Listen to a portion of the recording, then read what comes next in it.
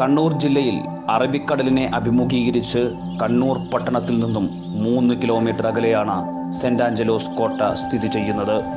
കണ്ണൂർ കോട്ട എന്നും ഈ കോട്ട അറിയപ്പെടുന്നു. സമുദ്രനിരപ്പിൽ നിന്നും 40 അടി ഉയരത്തിലായി സ്ഥിതി ചെയ്യുന്ന ഈ കോട്ട പൂർണ്ണമായും ചെങ്കല്ലിൽ ത്രികോണാകൃതിയിലാണ് നിർമ്മിച്ചിട്ടുള്ളത്. പോർച്ചുഗീസുകാരനായ ഡോൺ ഫ്രാൻസിസ്കോ അൽമഡെ ആണ് 1505 ഈ കോട്ട നിർമ്മിച്ചത്. കോലോത്തിരി രാജാവിൻ്റെ സ്ഥലത്ത് 1505 ഒക്ടോബറിൽ കോട്ട പണി തുടങ്ങി. 158 വർഷം പോർച്ചുഗീസുകാർ ഈ കോട്ട ഭരിച്ചു. ഡച്ചുകാർ പോർച്ചുഗീസുകാരിൽ നിന്നും 1663 ഈ കോട്ട പിടിച്ചടക്കി. പിന്നീട് 110 വർഷം ഡച്ചുകാർ കോട്ട ഭരിച്ചു.